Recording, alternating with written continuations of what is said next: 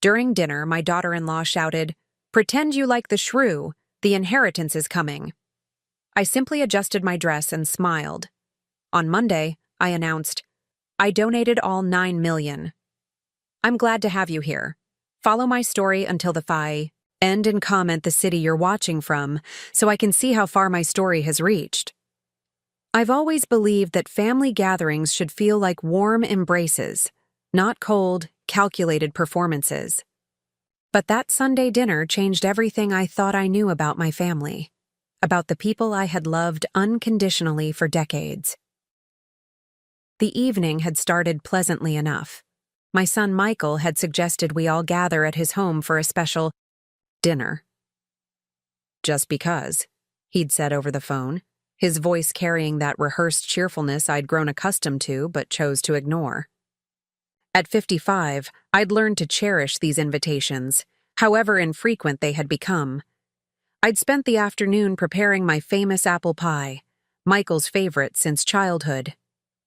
As I pulled into their driveway, I noticed Kiara's luxury SUV parked prominently in front, while my modest sedan would be relegated to the street. A small detail, perhaps, but one that seemed to perfectly symbolize my place in their lives. "Mom, you're here." Michael greeted me with a quick peck on the cheek, taking the pie from my hands before I'd barely crossed the threshold. "Kiara's just finishing up in the kitchen."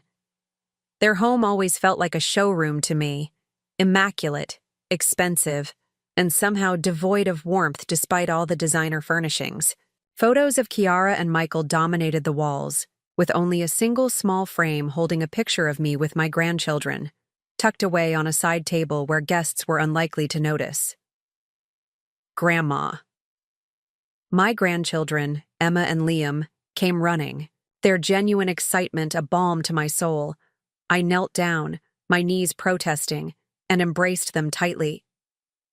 "I've missed you two so much," I whispered, breathing in their scent, memorizing the feeling of their small arms around my neck.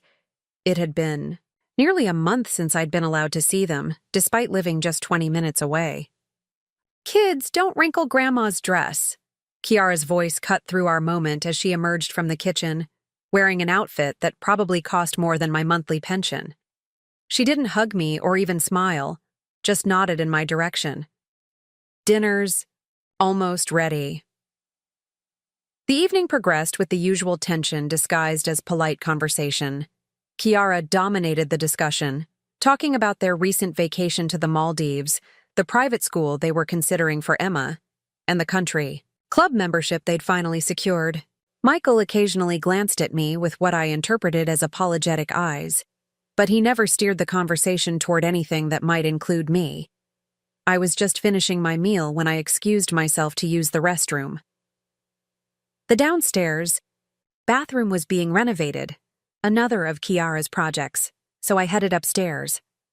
As I approached the landing, I heard their voices drifting from the kitchen. "I don't see why we have to do this every month," Kiara was saying, her voice sharp with irritation. "She barely notices the effort anyway." "She's my mother, Kiara," Michael replied, though his defense sounded weak, practiced. "Fingdique gosta." "Da Megara," Kiara hissed. "A herança vem aí." She didn't realize I understood Portuguese, a language I'd learned years ago for a job I once loved. "Just pretend you like the old SHREW. The inheritance is coming soon enough." My hand flew to my chest as if to physically hold my heart together. I stood frozen, my breath caught painfully in my throat. "Keep your voice down," Michael whispered urgently. But he didn't contradict her. He didn't defend me. His silence was a confirmation that cut deeper than Kiara's words ever could. Somehow, I managed to compose myself before returning downstairs. I smoothed my dress, a simple blue one I'd worn specifically because Kiara had once complimented it, and fixed a smile on my face that felt like it might crack my skin. "That was a lovely meal," I said as I rejoined them, my voice steady despite the earthquake happening inside me. "But I should probably head home. I'm feeling a bit tired." "Already?" Michael asked, though I could see the relief in his eyes. Haven't even had your pie yet. You can enjoy it tomorrow, I said, gathering my purse. I've been fighting a headache all day. Kiara barely looked up from her phone. Feel better, Agatha. The drive home was a blur. Tears threatened, but I held them back with the determination of a woman who had weathered far worse storms. By the time I pulled into my driveway, a strange calm had settled over me. Inside my modest but comfortable home, a home I'd paid for with decades of hard work, I sat in my favorite chair and finally allowed reality to wash over me. My son and his wife were waiting for me to die so they could inherit my money. The monthly dinners, the occasional phone calls, the measured politeness, it was all a performance with a price tag attached. $9 million. That's what my financial advisor had recently confirmed my estate was worth, thanks to some smart investments and the sale of my late husband's business. $9 million that apparently meant more to my son than the woman who had given him life, who had held him through fevers and heartbreaks, who had worked 60-hour weeks to put him through college. As the first tear finally fell, I reached for my phone and pulled up my calendar. My appointment with my attorney was already scheduled for Monday morning, a routine check-in I'd planned weeks ago. A coincidence that now felt like destiny. I went to bed that night with my mind racing but my heart strangely steady. By morning, I knew exactly what I needed to do. They wanted my money? Well, they were about to learn a valuable lesson about making assumptions. Monday couldn't come soon enough. Sleep eluded me that night. Every time I closed my eyes, I heard Kiara's voice. Just pretend you like the old SHREW. And worse. My son's telling silence. As I lay awake, memories flooded back, washing over me like waves. Some gentle with nostalgia, others sharp with newly recognized pain. I remembered the day Robert died, 27 years ago, but the memory remained razor sharp. Michael was just 8 years old, clutching my hand at the funeral, his small fingers ice cold despite the summer heat. It's just us now, buddy, I'd whispered, trying to sound stronger than I felt. But we're going to be okay. Robert had left us with little more than a modest life insurance policy and a fledgling construction supply business drowning in debt. Friends and family had suggested I sell whatever assets remained and find a husband to help raise Michael. It was 1996, but their advice felt straight out of 1956. Instead, I dove headfirst into saving the business. I knew nothing about construction supplies, but I learned. Nights spent at the kitchen table after Michael was asleep, poring over contracts and inventory lists, teaching myself QuickBooks and negotiation tactics. I remembered the missed school plays and parent-teacher conferences when suppliers needed meetings or clients required attention. How many times had I arrived breathless and apologetic, slipping into the back of the auditorium just as Michael's part finished? How many nights had I tucked him in with promises to make it up to him, only to miss breakfast the next morning for an early delivery? It's for us, Michael, I'd explain. I'm building something for our future. He would nod, those solemn eyes, so like his father's, but I always saw the disappointment there. The business grew, despite the odds. I expanded from construction supplies to real estate development, developing a knack for identifying promising properties. One successful project led to another, and by the time Michael left for college, Westfield Developments was worth 7 figures.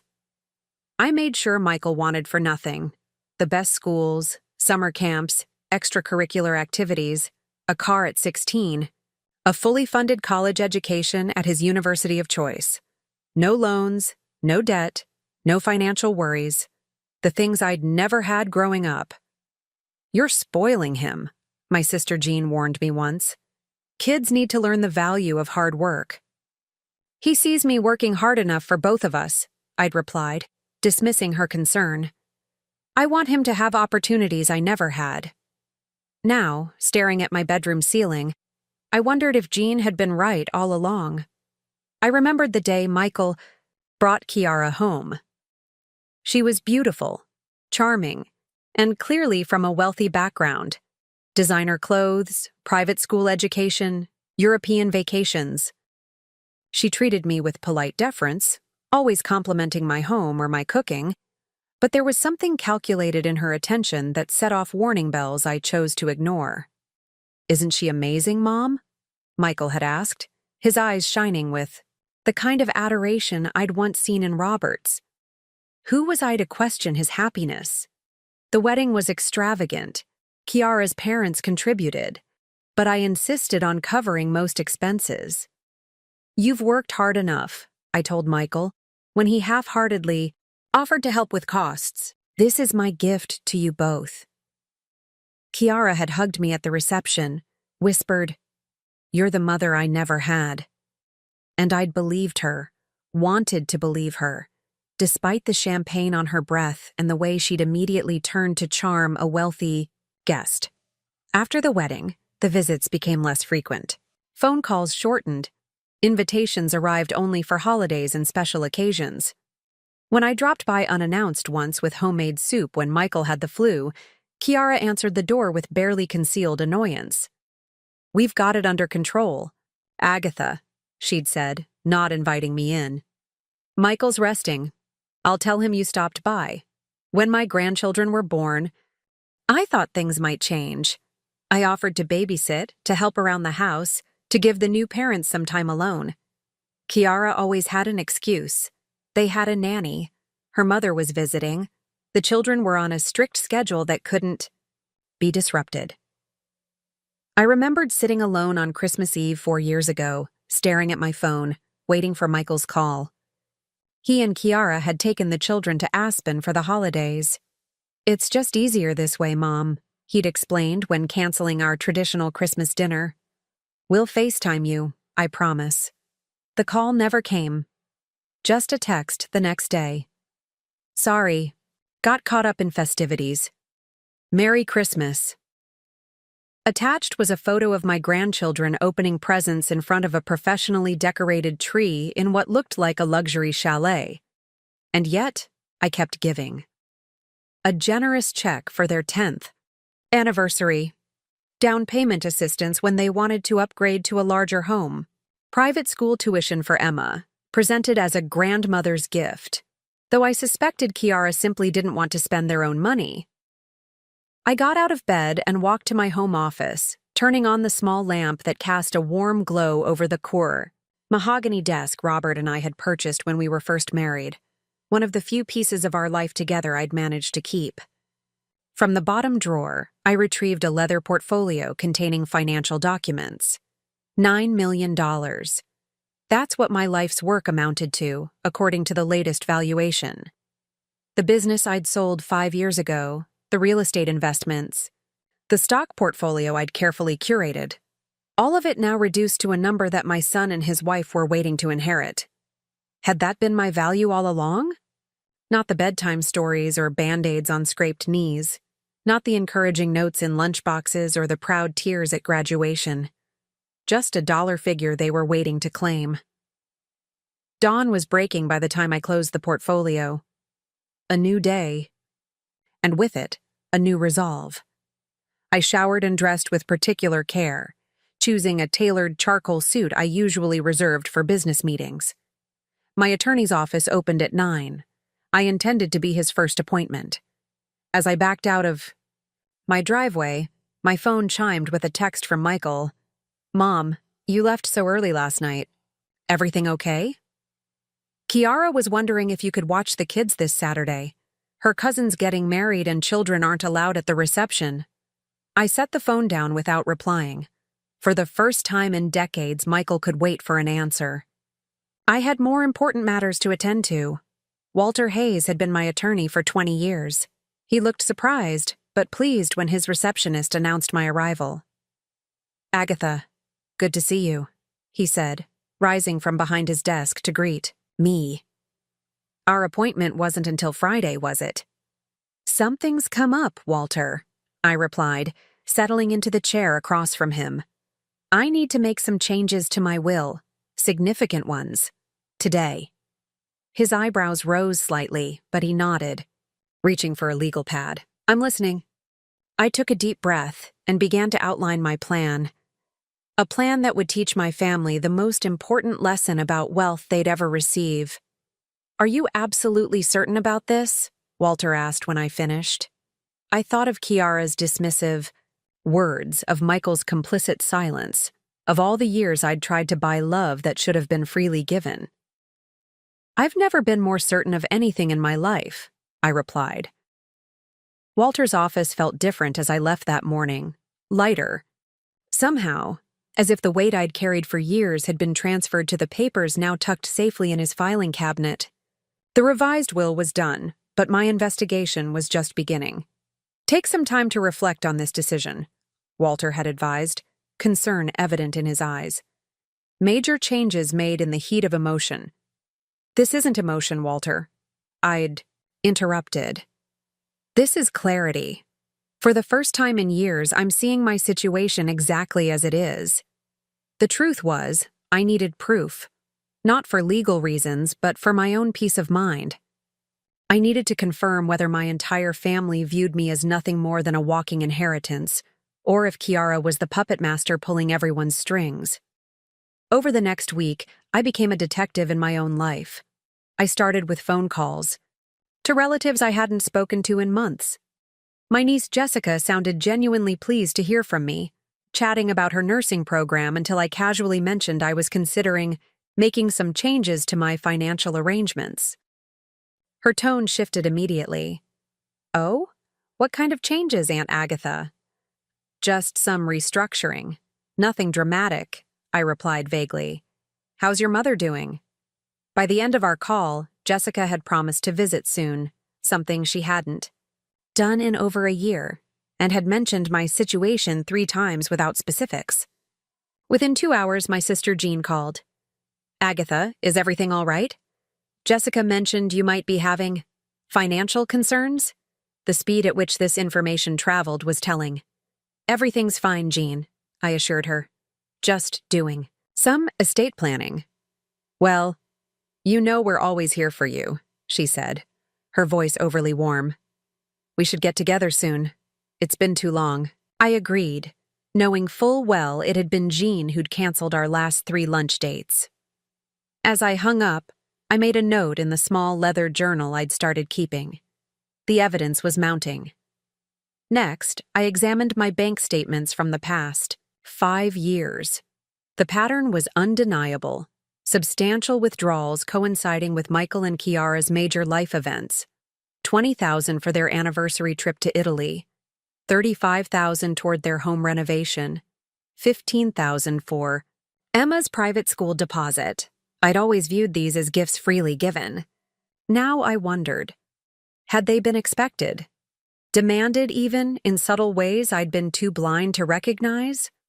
More troubling were the small regular transfers to Michael's account, $500 every month for the past 3 years. I'd started them when he mentioned some temporary financial strain, intended as a short-term help. Yet they'd continued, unacknowledged, unmentioned, simply accepted as if they were his due. I called my financial advisor next. Richard, has Michael ever contacted you directly? I asked after exchanging pleasantries. A pause. He has, actually. About 6 months ago. He was inquiring about your portfolio value and retirement projections. Another hesitation. I assumed you'd authorize the conversation. I hadn't. What information did you share? Nothing specific, Agatha. I told him he'd need your written permission for details. But I did mention your assets were substantial. Was that inappropriate? No, Richard. You did the right thing. I'm just trying to get my affairs in order. My journal entries grew longer each day. Small incidents I'd previously dismissed now appeared in a sinister light. The time Kiara had borrowed my credit card for emergency diapers and returned it with $800 in unexplained charges. The family heirloom jewelry that had unfortunately been damaged during a house cleaning. Pieces that had mysteriously disappeared. Michael's increasing reluctance to discuss their finances despite their lavish lifestyle. The most revealing test came when I canceled Saturday's babysitting without explanation. Michael called immediately. "Mom, we really need you tomorrow. Kiara's already bought her dress for this wedding." "I'm sorry, Michael. Something important came up." "More important than helping your family?" His voice had an edge I rarely heard. Frustration bordering on anger. "Yes," I said simply. "More important." The silence that followed spoke volumes. No concern for what my important matter might be. No offer to help me instead. Just disappointment that I wouldn't be providing the free childcare they'd counted on. "Fine," he finally said. "We'll figure something out." 3 hours later, Kiara called with a voice dripping honey. "Agatha, darling, I hope everything's okay. Michael mentioned you had something come up Saturday." "Just some personal business. Kiara, anything we can help with?" She paused. "You know, if it's about the house or any paperwork, Michael would be happy to come over." "Paperwork?" "You know, important documents. Wills, trusts, that sort of thing. It's so complicated these days, isn't it? Michael worries you might be overwhelmed managing it all alone." There it was. The confirmation I'd been seeking but dreading to find. My son's wife was not only counting on my money, she was actively strategizing how to ensure they'd get it all. "That's thoughtful, Kiara, but my affairs are in excellent order. I just saw my attorney this week, in fact." Another telling silence. "Oh. Was there a particular reason?" "Nothing for you to worry about," I assured her, a new steel in my voice that I could tell caught her off guard. After we hung up, I sat in my garden, watching the sun set over the roses Robert and I had planted decades ago. The evidence was irrefutable. My family, or at least the part of it I'd prioritized for years, saw me as nothing more than a future inheritance. The realization should have crushed me. Instead, it crystallized my resolve. The plan I'd set in motion with Walter wasn't just right, it was necessary. That evening, I called Jean's daughter Jessica back. "About that visit you mentioned," I said. "Are you free for lunch tomorrow? There's something important I'd like to discuss with you." Jessica sounded surprised, but agreed readily. I hadn't seen her in nearly a year, but I remembered she had always been direct and honest. Sometimes painfully so. Tomorrow would determine if there was anyone in my family worth keeping close. As I prepared for bed that night, my phone chimed with a text from Michael. "Found a sitter for tomorrow. Hope everything's okay with you. Should we be worried?" For the first time in my adult life, I left my son's message unanswered. The time for pretense was over. In 1 week, I would gather them all together and reveal my decision, a decision that would change our family dynamics forever. I slept soundly that night, more at peace than I had been in years. The truth, however painful, was infinitely preferable to the beautiful lies I'd been telling myself for so long. Lunch with Jessica proved surprisingly emotional. We met at a small cafe near her nursing school, and for the first time in years, I didn't feel like I was performing some prescribed role of generous aunt. She arrived breathless, her scrubs barely concealed under a light jacket, apologizing for not having time to change after her clinical rotation. "You look perfect," I assured her, meaning it. There was something refreshing about her disheveled authenticity. Our conversation started with casual catch-up, but when the food arrived, I steered us toward more substantial matters. "Jessica, why did you really call me back so quickly after our last conversation?" She paused, fork midway to her mouth, then set it down with a sigh. "Honestly, Mom made it sound like you might be having money problems. She said we should strengthen family connections in case you needed support." Her eyes met mine directly. "But that's not it at all, is it?" "No," I confirmed. "Quite the opposite, actually." I didn't share the details of what I'd overheard or my revised will, but I did ask about family perceptions.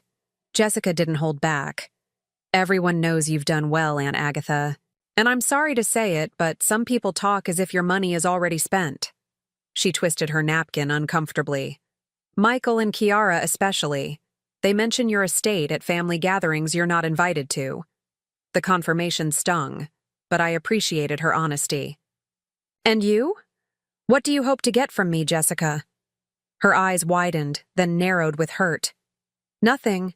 I have student loans and a tiny apartment, but they're mine. I don't want handouts. Not even from family. She hesitated. Is that why we haven't seen much of each other? Did you think I was after your money too?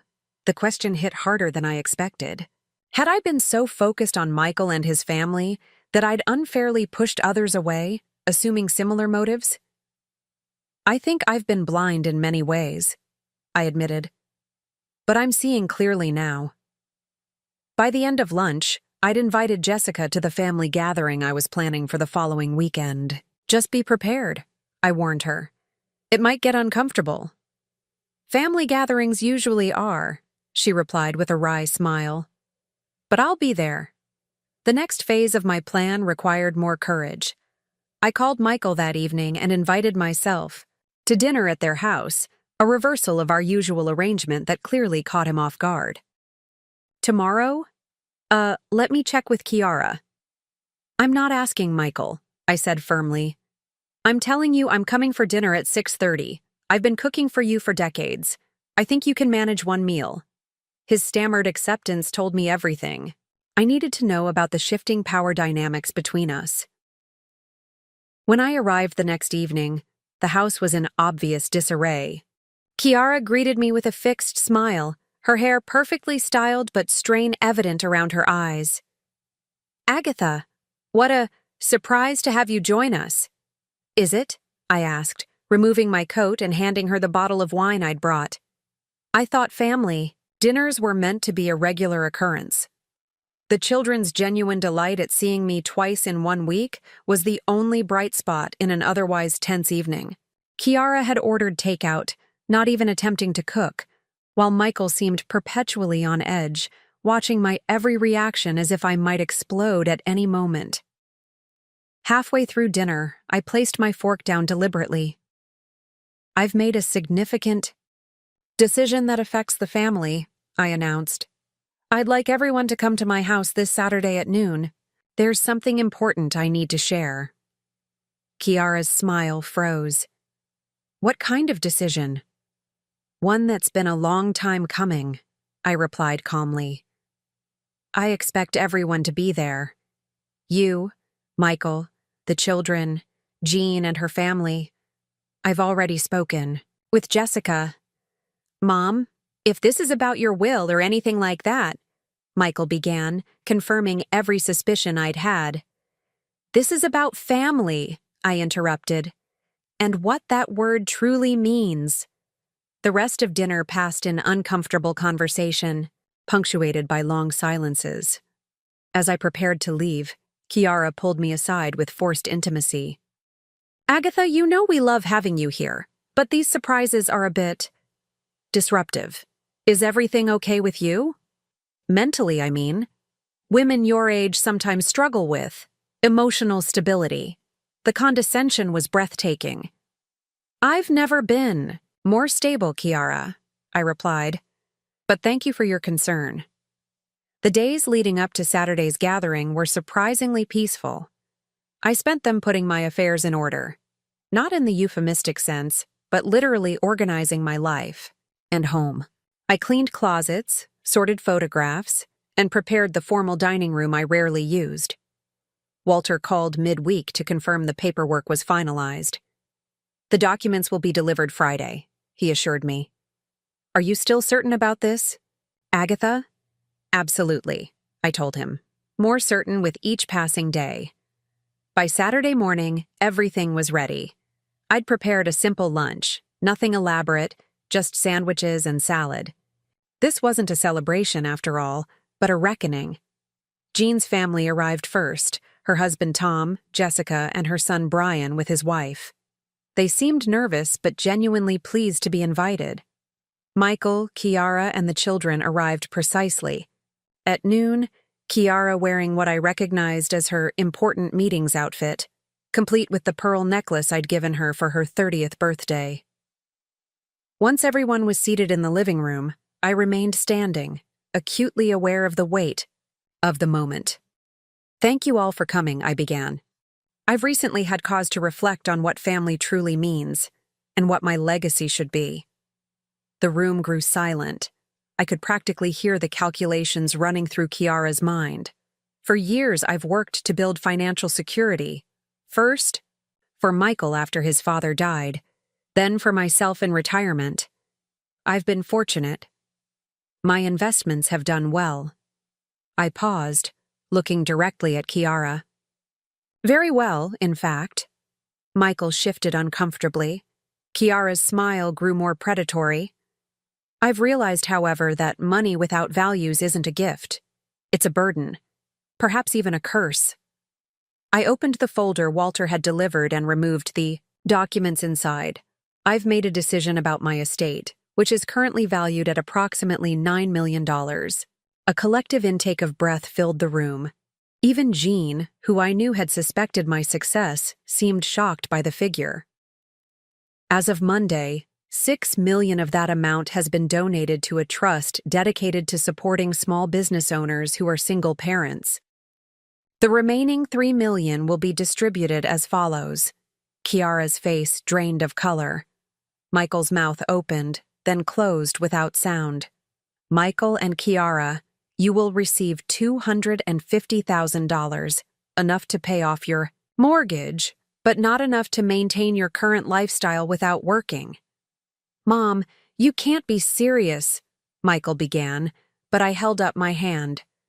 "Emma and Liam will each receive $1 million in education trusts, accessible only for tuition and related expenses, with any remainder released when they turn 30.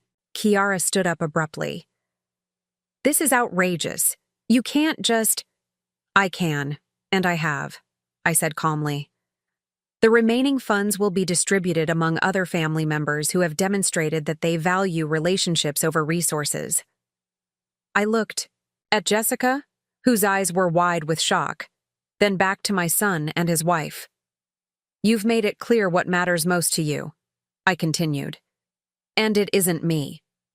Michael's face had turned an alarming shade of red. "Is this because Kiara called you a name? She was just joking." The room fell silent again as everyone processed this revelation. "This isn't about a name, Michael. This is about the silence that followed it. Your silence." I set the papers down on the coffee table. "The donations have already been processed. The decision is final."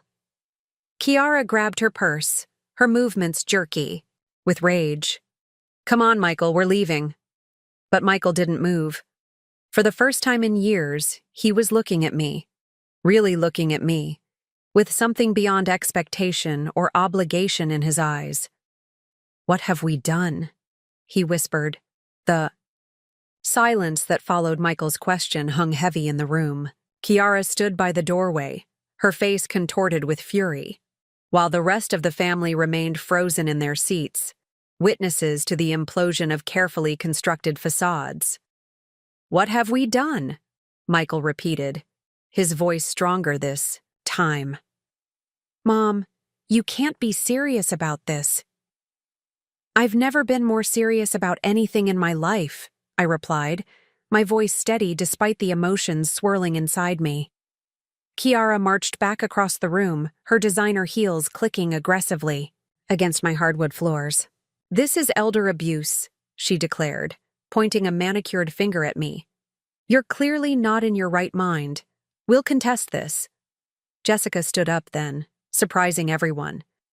"Aunt Agatha seems perfectly lucid to me," she said quietly. "Maybe, instead of threatening her, you should consider why she felt the need to do this." Kiara rounded on her. "Stay out of this. You're just happy because you're getting a piece of what should have been ours." "I didn't even know there was money involved. Until 5 minutes ago," Jessica shot back. "Some of us actually care about Aunt Agatha as a person." Jean cleared her throat. "Perhaps we should all calm down and—" "No," I interrupted. No more calming down. No more pretending. This family has swept too much under the rug for too long. I turned to Michael, who looked as though he'd aged 10 years in the past 10 minutes. I heard what Kiara said about me at dinner last week. I heard her call me a Megara and talk about waiting for my inheritance. And I heard your silence, Michael. Gasps and murmurs rippled through the room. Emma, who at 9 was old enough to understand the tension, if not its cause, pressed herself against the sofa cushions as if trying to disappear. It wasn't like that, Michael stammered. Kiara was just frustrated. We didn't mean... Don't lie to me, I said sharply. Not anymore. I've spent the past week looking back at our relationship over the years. The monthly checks you never acknowledged, the gifts that became expectations. The way I was gradually excluded from your lives except when you needed something. That's not fair, Kiara interjected. We include you in everything important. When was the last time you invited me over without asking for money or childcare? I challenged. Her mouth opened, then closed without an answer. The truth is, I continued, looking around the room at all of them. I enabled this. I thought I could buy my way into your lives. I thought if I just gave enough, money, time, support, I'd be valued. But that's not how family is supposed to work. Michael's eyes filled with tears. Whether from genuine remorse or the loss of his expected windfall, I couldn't tell. Mom, please, he said, stepping toward me. We can fix this. We love you. Do you? I asked simply. Or do you love what I can provide? Of course we love you, he insisted, glancing back at Kiara, who remained stonily silent. This is just a misunderstanding. Then explain it to me, I challenged. Explain why you checked on my estate value with my financial advisor without my knowledge.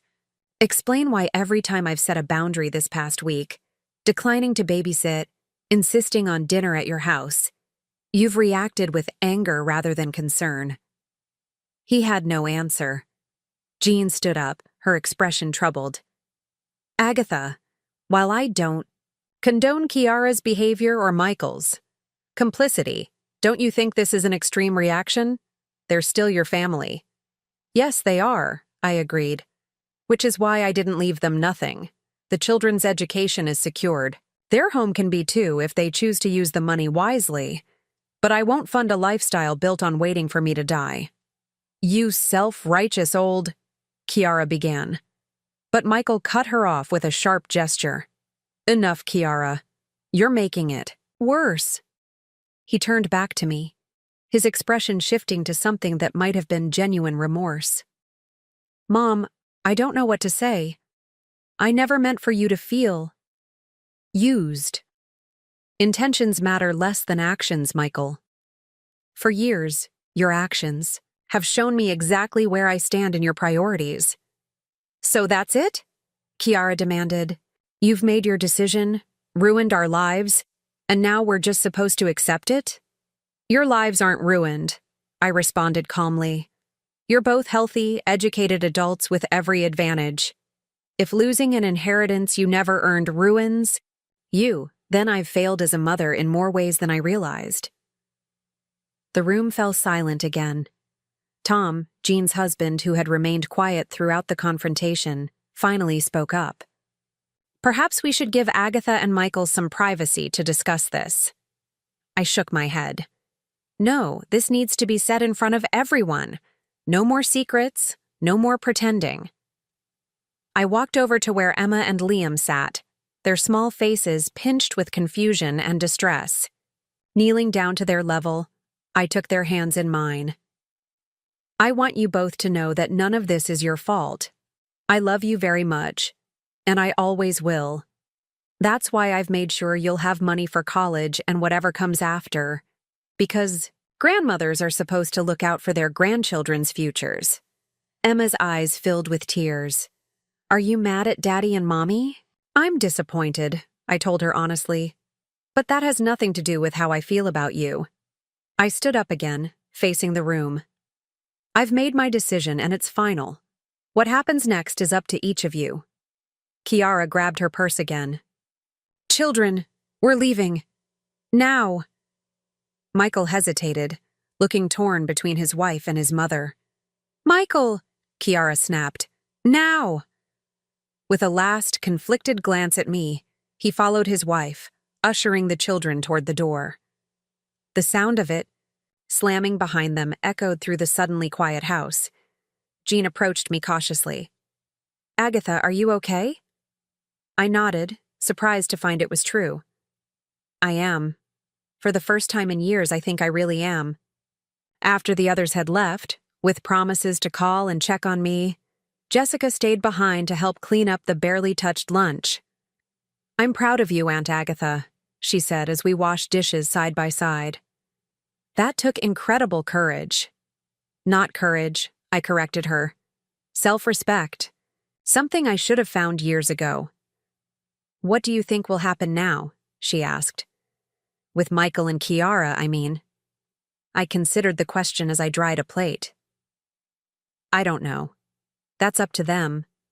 But I do know that whatever relationship we have going forward will be built on something real, not financial dependence. Jessica nodded thoughtfully.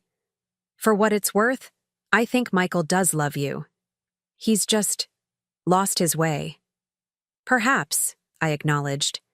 Time will tell. After Jessica left, I sat alone in my garden, watching the sunset paint the sky in shades of pink and gold. The confrontation had been painful, yes, but also strangely freeing. The weight I'd carried for so long, the desperate need to be valued, by people who saw me as a means to an end, had finally been set down. My phone buzzed with a text from Michael. We need to talk. Just you and me. I stared at the message for a long moment, then typed a simple reply. When you're ready to be honest, I'll be here. The future was uncertain, but for once, that didn't frighten me. I had spoken my truth. I had stood my ground. Whatever came next, I would face it with the dignity I had finally reclaimed for myself. 3 weeks passed before I heard from Michael again. 3 weeks of surprising peace, interrupted occasionally by worried calls from Jean or thoughtful texts from Jessica. 3 weeks of rediscovering who I was beyond the role of the bank of mom. I planted a new rose garden, joined a book club at the local library, and even accepted a dinner invitation from Walter and his wife, my first purely social engagement in longer than I could remember. Life continued, simpler but somehow richer than before. When Michael finally called, his voice sounded different. Humbled, perhaps even genuinely contrite. Can we meet somewhere? He asked. Just us, no Kiara. We arranged to meet at a small cafe downtown, neutral territory for what promised to be a difficult conversation. I arrived early, claiming a quiet corner table and ordering a cup of tea to steady my nerves. When Michael walked in, I barely recognized him. Gone was the polished, confident man who'd sat in my living room 3 weeks ago. This Michael looked tired, his clothes slightly rumpled, his shoulders hunched as if carrying an invisible weight. Mom, he said simply, sliding into the chair across from me. Michael. I kept my voice neutral, waiting. He stared down at the table for a long moment, before meeting my eyes. Kiara's left, he said finally. She's filed for divorce. Whatever I'd been expecting, it wasn't this. I'm sorry, I said, and meant it. Despite everything, I had never wished for my son's marriage to end. Don't be, he replied with a bitter laugh. It turns out when the money disappeared, so did her interest in being my wife. He ran a hand through his hair. She wanted me to contest the will, hire lawyers, declare you incompetent, whatever it took to get the inheritance back. When I refused, she said I was choosing you over her and the children. And the children? I asked, my heart tightening. We're working out custody. His voice cracked slightly. She's angry, but she won't keep them from me, or you. In fact, she told them you weren't their grandmother anymore, and Emma got so upset that Kiara had to backtrack. I sipped my tea, processing this information. I never intended to cause this kind of upheaval in your life, Michael. Didn't you? He challenged, though without real heat. You knew exactly what you were doing when you changed your will. I knew I was establishing boundaries, I corrected. I knew I was refusing to be used anymore. The consequences of that were up to each of you. He nodded slowly. Fair enough. He hesitated, then added, I've been doing a lot of thinking these past weeks about the kind of son I've been, the kind of man I've become. And? I prompted when he fell silent. And I don't like what I see, he admitted. Somewhere along the way, I started measuring my worth by what I owned, what I could show off. I married a woman who reinforced that mindset, and I took you for granted. Yes, I agreed simply. You did. I remember how hard you worked after Dad died, he continued. The long hours, the stress. I was so proud of you then. Somewhere along the way, I stopped seeing your success as something you earned and started seeing it as something I deserved to benefit from. Why? I asked, the question that had haunted me for weeks finally finding voice. Was I too generous? Did I make it too easy? Michael considered this. Maybe partly, but that's not an excuse. I was an adult making choices. Bad ones. He met my eyes directly. I let Kiara's attitude toward you go unchallenged because it was easier than standing up to her. I accepted your financial help without gratitude because it was easier than living within my means. I allowed the distance between us to grow because addressing it would have meant confronting uncomfortable truths. His honesty was unexpected, and I had to admit, touching. I'm trying to do better now, he continued. I've moved into a smaller apartment. I'm looking at my spending, making changes. Emma asked why we couldn't live in our house anymore, and for the first time, I gave her an honest answer that we'd been living beyond our means, and it was time to be more responsible. How did she take it? A small smile touched his lips. Better than I expected. She asked if that meant we could get a dog now, since the old house had rules against pets. I found myself smiling too, recognizing the resilience of children. I don't expect forgiveness, Michael said after a moment, and I don't expect you to change your mind about the will. But I want you to know that I understand why you did what you did, and in a strange way, I'm grateful. Grateful? I echoed. Surprised? This wake-up call was long overdue. I hate that it took something so dramatic to make me see what I was becoming. But I'm glad it happened before it was too late to change. I studied my son's face, searching for signs of manipulation or insincerity, but found none. This wasn't the polished performance I'd grown accustomed to.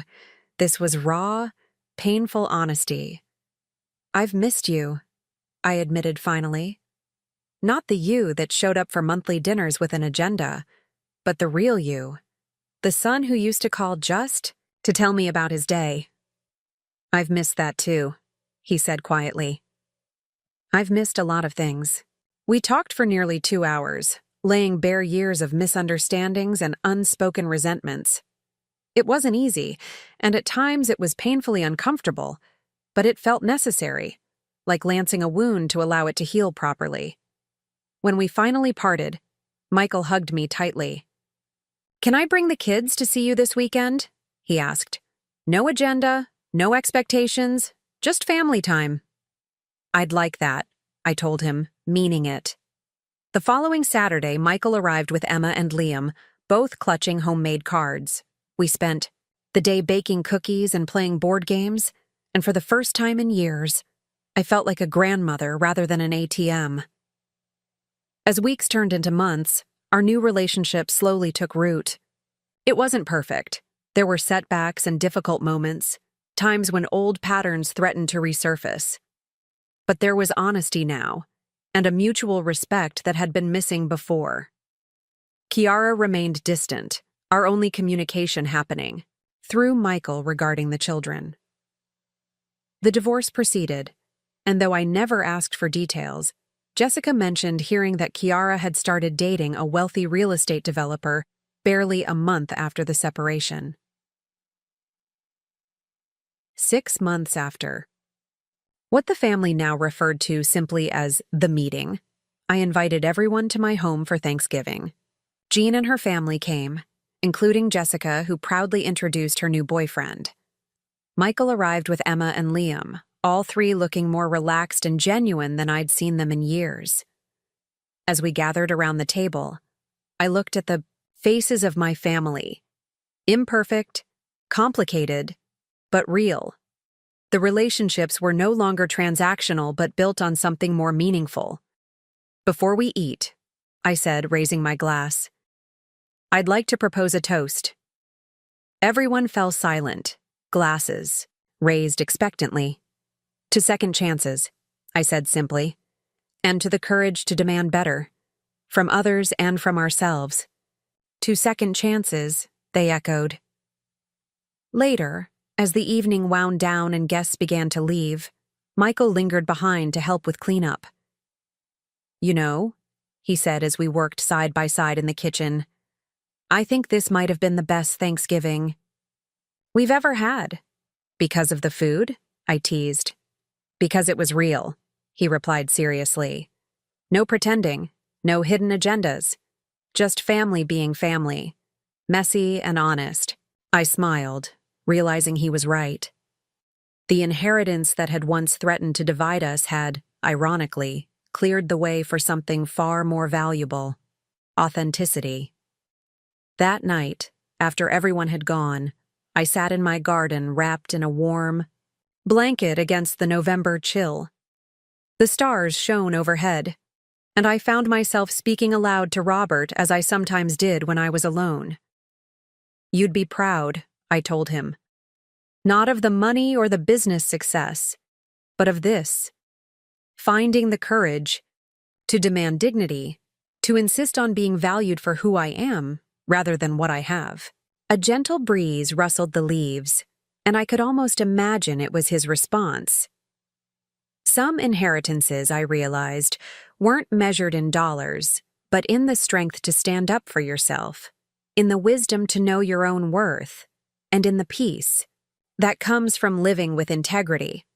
That was the true legacy I hoped to leave behind.